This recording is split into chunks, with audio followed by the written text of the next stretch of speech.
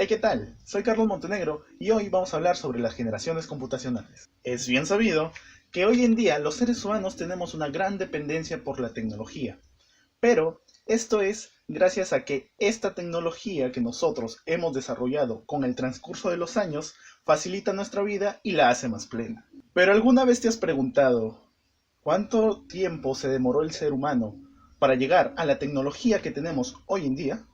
Es realmente fascinante cómo el ser humano siempre ha aprovechado los recursos naturales para poder así crear nuevas tecnologías y hacer el trabajo menos pesado. Pero además de que el ser humano aprovechaba sus recursos, surgió la necesidad de poder contabilizar todos los bienes que este humano, sujeto, persona tenía. Es así como surgió la idea de los números.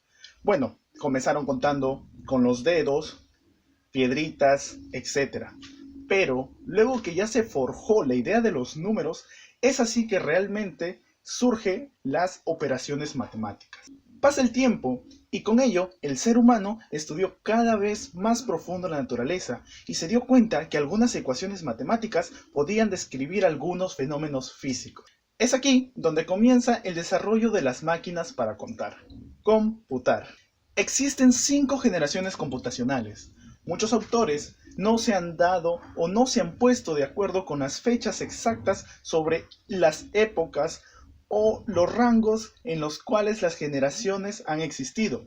Pero existen hechos y acontecimientos históricos que respaldan estas 5 generaciones. La primera generación computacional se establece aproximadamente entre los años 1940 y 1958. Se da antes y durante la Segunda Guerra Mundial. Esta primera generación se caracteriza más que nada por utilizar circuitos electrónicos, relés, condensadores, tubos de vacío que reemplazaban a los circuitos analógicos para así pasar a ser circuitos digitales. Y con ello, los cálculos pasaron ahora a ser cálculos digitales. A menudo se utilizaban las tarjetas perforadas como almacenamiento no volátil. Y además que también se utilizaban como entrada de datos. Pero ¿cómo eran estas computadoras? Pues estas computadoras eran de gran espacio, mayormente eran proyectos experimentales. Su consumo se medía en kilowatts y no tenía un sistema operativo. ¿Cuál era el lenguaje que utilizaban? Pues era el lenguaje de máquina. No había una forma para decodificar el lenguaje humano al lenguaje de máquina. Por eso se utilizaban las tablas perforadas, que nada más eran un conjunto de códigos binarios donde nosotros escribíamos los programas. Estas máquinas, además de ser grandes, eran muy poco eficientes. Como ya dije anteriormente, consumían mucha potencia, consumían mucha energía y al final las válvulas terminaban recalentándose y quemándose. Es por eso que estas computadoras siempre necesitaban un constante mantenimiento. Además que eran muy caras y solamente compañías grandes, el gobierno y algunos bancos eran los que tenían esta facilidad con las computadoras. Acá quiero resaltar la computadora Colossus, que fue desarrollada por Alan Turing y Tommy Flowers. Y esta computadora tenía como objetivo descifrar los mensajes de los alemanes. La segunda generación computacional se ubica aproximadamente entre los años 1958 y 1964. Esta generación surge con el descubrimiento de los materiales semiconductores. Con estos semiconductores se fabricaron los primeros transistores que reemplazaron los tubos de vacío y los hacían en menor tamaño. Esto contribuyó a que ahora las computadoras ocuparan menos espacio, consumieran menos energía eléctrica, desprendieran menos temperatura y además los costos de fabricación se abarataron. Es también que en esta segunda generación nace el lenguaje de alto nivel o el lenguaje de programación, reemplazando al lenguaje de máquina que utilizábamos en la primera generación. Esto facilitó el desarrollo de los programas y consigo el software.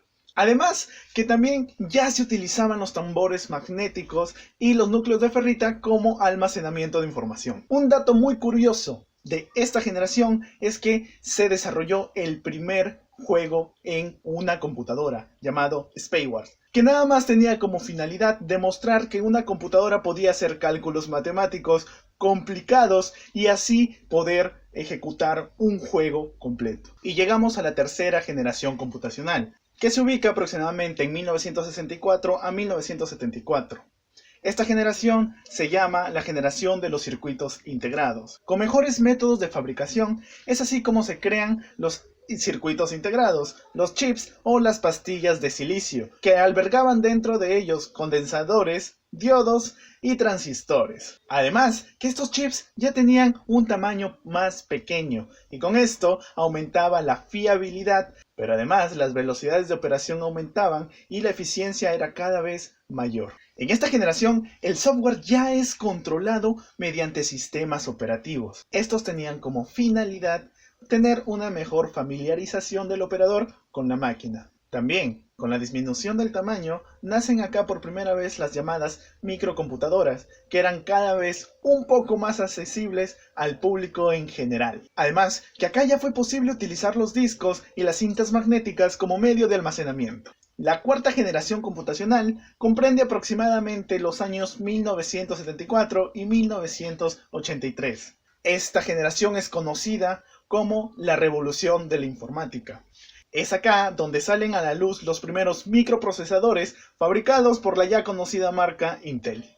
Estos microprocesadores disminuyeron drásticamente el tamaño y obviamente disminuyeron los consumos energéticos, pero esto trajo consigo unas altas densidades de concentración de transistores en un pequeño dispositivo y tenía una gran capacidad de procesamiento. Es acá que realmente los bajos costes de fabricación y los tamaños más reducidos crearon las computadoras personales. Ahora, también en esta generación fue donde se introdujo el mouse, que en su época era un tema controversial porque pensaban que era innecesario.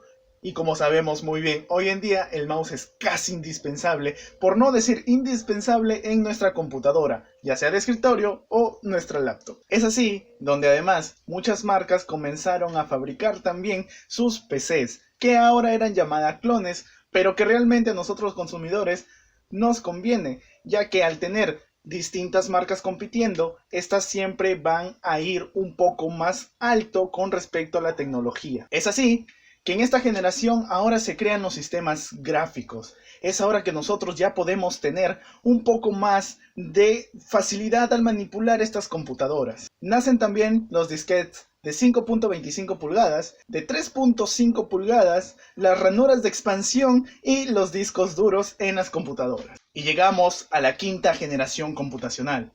Esta es la generación con mayor discrepancia en fechas entre los autores, pero es bien sabido que se ubica entre los años 80 y 90. Es acá cuando aparecen los sistemas DOS, que estaban dentro de unos disquetes y que se podían colocar a tu computadora y luego pasarlo a tu almacenamiento, dándoles sí la oportunidad a los consumidores de poder mantener actualizada su computadora. Y es acá cuando la competencia internacional de ensambladoras de computadoras es que nace como tal. Pero los hechos realmente importantes que sucedieron en esta quinta generación son dos. En 1982, con la noticia de crear una supercomputadora por la firma de Simon Gray y además que por un proyecto japonés denominado la quinta generación, es que esta generación tiene su nombre. Pero ¿cuál era la finalidad de estos dos proyectos?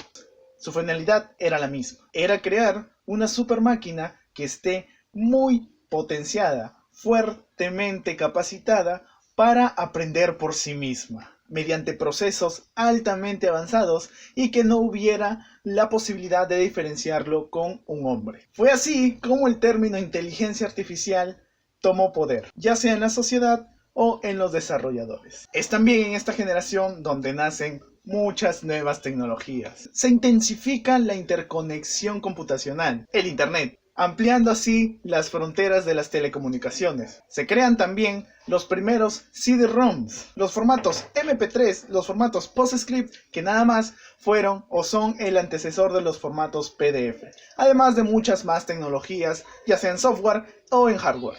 Aunque existen desacuerdos entre si existe una sexta o no generación computacional, es bien sabido que el avance tecnológico no ha parado hasta las fechas de hoy. Cada vez más vemos circuitos más pequeños y más eficientes, vemos también el gran desarrollo de las compañías por hacer que los sistemas sean más compatibles unos con otros para que así el comprador o los consumidores podamos tener una mejor familiarización con una computadora. Cabe resaltar que la ley de Moore se estaba cumpliendo hasta la actualidad. Este científico experimentalmente dedujo en 1965 que en un mismo espacio cada 2 años se va a duplicar el número de transistores. Esto se ha estado cumpliendo hasta la actualidad, pero cada vez es más difícil. Aunque esta ley es más difícil de lograr cada día, es bien sabido que esta tecnología tarde o temprano se va a desfasar. Pero no hay que quedarnos tristes, porque el ser humano siempre va a más. Y ahora la novedad son las computadoras cuánticas, que se espera que tenga una mayor capacidad de procesamiento y quién sabe, quizás determina el fin de la 5ª o 6ª generación computacional. Gracias.